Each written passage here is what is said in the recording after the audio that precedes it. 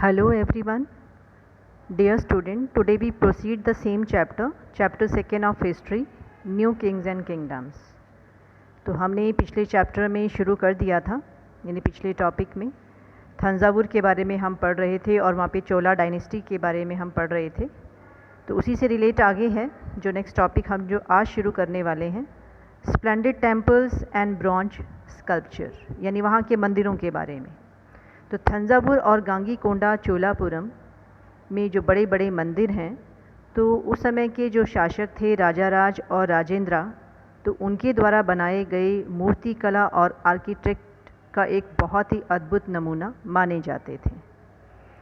चोला temples, जिन्हें अक्सर settlements का न्यूक्लियाई भी माना जाता था और जिनके आसपास बहुत सी सेटलमेंट्स जो हैं वो तैयार हो रही थी धीरे धीरे, यानी उसी मंदिर से रिलेटेड जो एक्टिविटीज़ हैं, उससे जुड़े हुए जो लोग हैं, वो धीरे धीरे इन मंदिरों के चारों तरफ उन्होंने बसना शुरू कर दिया। और इसके अलावा उन्हें क्राफ्ट प्रोडक्शन का एक सेंटर भी माना जाता था। मंदिरों को बहुत सा दान दक्षिणा राजाओं के द्वारा या फिर जो व्यापारी वर्ग है या अमीर लोग हैं वो दिया करते थे, और उन्हीं से मिलने वाले धन से जो वहाँ आसपास यानी उस मंदिर से जो जुड़े हुए लोग हैं उनका खर्चा जो है वो जुड़ा हुआ था। जैसे कि उस मंदिर में काम करने वाले प्रीस्ट हैं, यानी जो पुजारी हैं, गार्लैंड मेकर्स हैं, कुक्स हैं, स्वीपर्स हैं, म्यूजिशियंस हैं, डांसर्स और जो भी लोग, तो उन सभी का जो खर्चा है, यानी कि उनकी जो अपनी इनकम या आय जो है मंदिर को मिलने वाले अनुदान के साथ जुड़ी हुई थी। मंदिर जो थे वो सिर्फ वर्शिप का ही प्लेस नहीं माने जाते थे कि खाली पूजा पाठ ही मेन उद्देश्य नहीं होता था। इसके अलावा बहुत सी अदर इकोनॉमिक, सोशल और कल्चरल लाइफ से जुड़ी हुई एक्टिविटीज़ भी वहाँ पर की जाती थी। अब हम बात करते हैं यहाँ के क्राफ्ट की कि जो टेम्पल्स हैं उसमें कई तरह की जो मूर्तियाँ हैं वो तैयार की जाती थी, और ब्रॉन्ज इमेजेस जो होती थी वो अपने आप में सबसे प्रमुख मानी जाती थी। तो जो चोला ब्रॉन्ज इमेजेस हैं उनको पूरे वर्ल्ड का सबसे फाइनेस्ट जो स्कल्पचर है वो माना जाता था।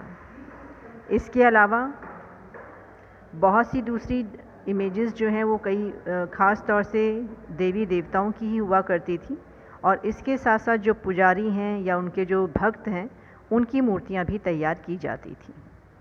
अब मंदिरों से अब आगे बढ़ते हैं एग्रीकल्चर और इरिगेशन फील्ड में, कि चोला डायनेस्टी में ही जो एग्रीकल्चर सिस्टम है वो कैसा था या इरिगेशन सिस्टम कैसा था। तो चोलास पीरियड में बहुत सारी अचीवमेंट्स जो हैं एग्रीकल्चर डेवलपमेंट में मिल गई थी। जैसे कि जो रिवर कावेरी हैं, तो जो कि उस राज्य की मुख्य नदी मानी जाती थी, तो बे ऑफ बंगाल में गिरने से पहले वो बहुत से छोटे छोटे चैनल्स में डिवाइड हो जाती थी, जिसके पानी को फ्रीक्वेंटली यूज़ किया जाता था, जिससे कि उस नदी के आसपास के किनारे जो हैं वो बहुत फर्टाइल हुआ करते थे और बहुत अच्छा एग्रीकल्चर प्रोडक्शन वहाँ पे हुआ करता था। तो ये तो एक नेचुरल सिस्टम ही हो गया कि नदी के द्वारा ही आसपास के खेतों के लिए ज़मीनों की सिंचाई। इसके अलावा उस नदी से बहुत से चैनल्स जो हैं वो निकाले गए, और जहाँ लगता था कि मीन्स पानी की कमी है तो उन एरियाज़ में पानी जो है वो पहुँचाया जाता था, और ज़्यादातर राइस का कल्टीवेशन जो है वो किया जाता था। अब बात करते हैं तमिलनाडु में। तो तमिलनाडु में भी जो एग्रीकल्चर एक्टिविटीज़ काफ़ी डेवलप हो रही थी। 5th और 6th सेंचुरी में जो ये एरिया है इसका काफ़ी बड़ा पार्ट लार्ज स्केल में जो कल्टीवेशन के लिए जो यूज़ किया जाने लगा था। आसपास के जो जंगल हैं वो साफ़ कर दिए गए, और इसके अलावा जो ऊंची नीची ज़मीनें थीं उनको लेवल कर दिया गया, और डेल्टाइज जो रीजन थे उन्हें एम्बैंकमेंट कर दिया गया, ताकि जो आसपास का जो पानी है फ्लडिंग के दौरान में जो पानी इकट्ठा होता है तो कैनल्स के थ्रू उनको उन खेतों तक पहुंचाया जाए जहां पर ड्राई सीज़न में पानी की कमी हो जाती है। एंड देन कोशिश की जाती थी कि एक साल में कम से कम जो 2 फसलें हैं वो प्राप्त की जा सकें। आगे इसमें है कुछ आर्टिफिशियल सिस्टम भी अडॉप्ट किए जाते थे। बहुत से मेथड्स जैसे यूज़ किए गए, कुछ एरियाज़ में कुएं खुदवाए गए और कहीं पर बड़े बड़े टैंक्स बनवाए गए जहाँ पर वर्षा का पानी जो है वो कलेक्ट किया जाता था, इकट्ठा किया जाता था। लेकिन इन सभी प्रोग्राम्स को बनाने के लिए या तैयार करने के लिए एक बहुत बड़ी प्लानिंग की भी ज़रूरत थी। जैसे वर्कर्स हैं या लेबर्स हैं उनको ऑर्गेनाइज़ करना, रिसोर्सेज ऑर्गेनाइज़ करना और उनको मेंटेन करना उस काम को, तो इसके लिए राजा के साथ साथ जो वहाँ रहने वाले जो लोग थे, गांव में जो लोग रहा करते थे, तो वो भी इन एक्टिविटीज़ में अपना इंटरेस्ट दिखाते थे और हेल्प भी करते थे। यानी लोगों की मदद से जो राजा हैं वो इन आर्टिफिशियल सिस्टम को भी उन्होंने बड़ी आसानी से प्राप्त किया। अब आगे बात करते हैं एडमिनिस्ट्रेशन की। तो शॉर्ट में ही हम पढ़ते जा रहे हैं कि मीन्स आखिर जो नए राजा हैं उन्होंने अपने राज्यों को इस्टेब्लिश करने के बाद किस तरीके से लोगों की हेल्प से, या कह सकते हैं कि अपने एडमिनिस्ट्रेशन को कैसे उन्होंने मेंटेन किया, कैसे ऑर्गेनाइज़ किया और कौन कौन से लोग उनके साथ शामिल हुआ करते थे। How was the administration organised. अब थंजावुर की बात हो रही है तो वहाँ पे आखिर एडमिनिस्ट्रेशन ऑर्गेनाइज कैसे किया जाता था। Settlements of peasants known as ur and became prosperous with the spread of irrigation agriculture. अब किसानों की जो बस्तियां थीं उन्हें उर कहा जाता था और ये काफ़ी प्रॉस्पेरस हो चुकी थी क्योंकि जो इरिगेशन एग्रीकल्चर में जो सिस्टम था वो काफ़ी अच्छा इन लोगों को प्राप्त हो रहा था, जिससे कि एग्रीकल्चर प्रोडक्शन जो है काफ़ी अच्छा हो रहा था। Groups of such villages formed large units called Nadu, और ऐसे ही गाँव के ग्रुप को कहा जाता था Nadu. And the village council and the Nadu performed several administrative functions including dispensing justice and collecting taxes. अब जो गांव की काउंसिल है या जो नाडू है, जो कि एक यूनिट हुआ करती थी, लार्ज यूनिट, सभी गांव का एक समूह हुआ करता था, तो ये एडमिनिस्ट्रेशन फंक्शन में इसका अपना एक अहम रोल था। अब मीन्स अपने ही एरिया में ये जस्टिस का काम भी करते थे और टैक्स कलेक्शन का काम भी किया करते थे। Rich peasants of the Velas caste exercised considerable control over the affairs of the Nadu under the supervision of the central Chola government. अमीर किसानों को वेलाल कहा जाता था और इनका जो मेन काम होता था, नाडू के जो मेन एडमिनिस्ट्रेटिव अफेयर्स थे या सुपरविज़न का जो काम है, जो कि सेंट्रल चोला गवर्नमेंट जो किया करती थी, तो उनमें ये एक एज अ हेल्पर, सबॉर्डिनेट की तरह ये काम किया करते थे। The Chola kings gave some rich land honors, titles like Muvendalan, a Velan or peasants serving 3 kings. इसके अलावा जो चोला किंग्स हैं वो ऐसे जो रिच लैंडलॉर्ड्स थे उनको एक टाइटल दिया करते थे जिसे मुवेंद वेलन कहा जाता था। वेलन का मतलब होता है किसान, लेकिन ऐसा किसान जो कि 3 राजाओं को सर्व कर रहा है, उनकी सर्विस करता है। एन आर्यर जिसे चीफ कहा जाता था, as markers of respect and entrusted them with important offices of the state at the center. इसके अलावा आर्यर वो चीफ होता था जो कि एक बहुत ही रिस्पेक्टेबल पोस्ट हुआ करती थी और राजा के वो बहुत ही विश्वसनीय हुआ करते थे, और मेन जो इम्पॉर्टेंट ऑफिसेस जो होते थे वो इन्हीं को दिए जाते थे काम करने के लिए। इसके बाद यहाँ पे ये बॉक्स यहाँ दिया हुआ, ये इम्पॉर्टेंट है, इसको आप टिक मार्क कर लेंगे। जैसे टाइप्स ऑफ लैंड्स के बारे में यहाँ पे बताया गया कि चोला डायनेस्टी में ही जो धरती या भूमि जो है उसको अलग अलग नामों से बांटा गया था।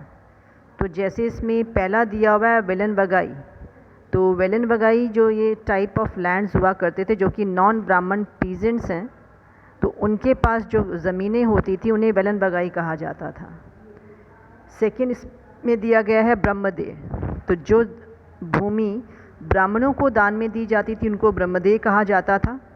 शाला भोगा, तो शाला भोग यानी कि किसी भी स्कूल के रखरखाव के लिए जो ज़मीन दी जाती थी उसे शाला भोग कहते थे। देवदान, देवदान जो है वो मंदिरों को उपहार में दी गई भूमि हुआ करती थी। और इसके बाद नेक्स्ट है इसमें पल्ली छद्दम, तो ये जो ज़मीनें थी वो एक तरह से लैंड डोनेटेड टू जैना इंस्टीट्यूशंस, कि जैन संस्थानों को जो दान में भूमि दी जाती थी उन्हें एक तरह से पल्ली छद्दम कहा जाता था। तो ये अलग अलग नाम हैं भूमि के या लैंड्स के, तो इनको भी याद रखना ज़रूरी है, टिक मार्क कर लेना इसको। नीचे थोड़ा सा इसी के बारे में एक्सप्लेन किया हुआ है। We have seen the Brahmanas often receive land grants और brahmadeya. As a result, a large number of Brahmins settled emerged in the Kaveri Valley as in other parts of South India. अब जैसे ब्राह्मण जो है उनको बहुत सी ज़मीनें जो हैं वो दान में दी जाती थी जिन्हें ब्रह्मदेय कहा जाता था, तो जिसकी वजह से जो ब्राह्मणों की जो सेटलमेंट्स हैं वो कावेरी वैली के आसपास होनी शुरू हो गई। इसके बाद आगे जैसे बताया, अब प्रत्येक जो ब्रह्मदेह है अब उसकी देखभाल करनी भी ज़रूरी है। तो उसके लिए ब्राह्मणों ने क्या किया, उन्होंने अपनी एक सभा तैयार कर ली और ये सभाएं जो हैं बहुत ही एफिशिएंसी यानी कुशलतापूर्वक काम करती थी। अब इनके जो निर्णय हुआ करते थे वो कैसे हुआ करते थे, जो डिसीज़न वो लेते थे दे जस्ट रिकॉर्डेड, किस में रिकॉर्ड करते थे, शिलालेखों के रूप में, इंस्क्रिप्शंस के रूप में। मंदिरों की पत्थरों की जो दीवारें होती थी उन पर लिखा जाता था। नगरम नाम से ज्ञात व्यापारियों के संघ भी अक्सर शहरों में प्रशासनिक कार्य किया करते थे। तो नगरम जो है एक तरह से जो कि ट्रेडर्स हैं उनकी एक एसोसिएशन होती थी, तो उनका भी कहीं ना कहीं एडमिनिस्ट्रेटिव में अपना ही एक अपना रोल जो है वो हुआ करता था। नेक्स्ट वन इसमें क्या बताया आगे, inscriptions from Uttaramerur in Chingleput district Tamil Nadu provide details of the way in which the sabha was organised. तो कुछ इंस्क्रिप्शंस मिले हैं तमिलनाडु के कुछ एरिया से जहाँ पर सभा किस तरीके से काम करती है उसके बारे में बताया गया है। The sabha had separate committee to look after irrigation work, gardens, temples etcetera. अब सभा के बहुत सारे काम हुआ करते थे, तो वो बहुत से कामों को देखती थी। तो जैसे ये ब्राह्मणों की एक सभा थी, तो इनका मेन वर्क क्या होता था, जैसे सिंचाई के कामकाज, इरिगेशन वर्क जो है उनको देखना, बाग बगीचे हैं, मंदिर हैं, उनकी देखभाल करना। और इसके साथ साथ कुछ समितिज़ यानी कुछ कमिटीज़ और भी बनाई गई थी जो कि अपने अपने हिसाब से जो वर्क को देखा करती थी। एंड देन अब इसमें जो लोग हैं वो कैसे मेंबर्स बनते थे। अब जो ये सभा हैं, अब इनके जो मेंबर्स हैं उनका चुनाव बड़े ही ख़ास तरीके से होता था। क्या होता था, इसमें जो भी सदस्यता के लिए जो लोग योग्य होते थे उनके जो नाम हैं वो एक पाम लीफ के ऊपर टिकट्स की तरह उनको लिख दिया जाता था और इन टिकट्स को जो है आगे फिर एक बड़े से मटके के अंदर रख दिया जाता था। फिर कुछ एक छोटे बच्चे को वहाँ पे बुलाते थे और वो उन टिकट्स को निकालता था 1 बाय 1 और इस तरीके से जो है उस पर्सन का नाम यानी जिसकी भी वो टिकट निकल कर आएगी तो वो पर्सन जो है वो उस कमेटी का मेंबर जो है वो बन जाएगा। तो ये तरीका था। अब हम पहुंच चुके हैं इस चैप्टर के लास्ट में, तो that is China under the Tang dynasty. तो ये वो चीज़ें हैं जो कि एल्सवेयर हैं, यानी हमारे देश में जहाँ पर हम नए नए राज्यों के एमर्ज होने की बात कर रहे हैं कि न्यू किंग्स और किंगडम्स बन रहे हैं, उस समय में हमारे देश से बाहर चाइना में क्या हो रहा था। तो चीन के बारे में जैसे यहाँ पे शॉर्ट में बताया हुआ है, तो उस समय में चीन में तांग डायनेस्टी जो है उसका साम्राज्य स्थापित था जो लगभग 300 वर्षों तक सत्ता में रहा। इसकी राजधानी थी शियान जो कि दुनिया के सबसे बड़े नगरों में से एक मानी जाती थी और यहाँ पर तुर्की हैं, ईरानी हैं, भारतीय हैं, जापानीज़ हैं, कोरियाई हैं, ये लोग आया जाया करते थे। अब जो तांग साम्राज्य है, जो डायनेस्टी है या एम्पायर है, तो इसके माध्यम से नियुक्ति हुई थी, नौकरशाही द्वारा प्रशासित होता था। यानी कि कहने का मतलब है कि यहाँ पे ब्यूरोक्रेसी हुआ करती थी जिसके लिए एग्ज़ाम्स हुआ करते थे। एग्ज़ाम्स को क्लियर करो और उसके बाद ही इस डायनेस्टी के ऊपर अपना कब्ज़ा जमाओ।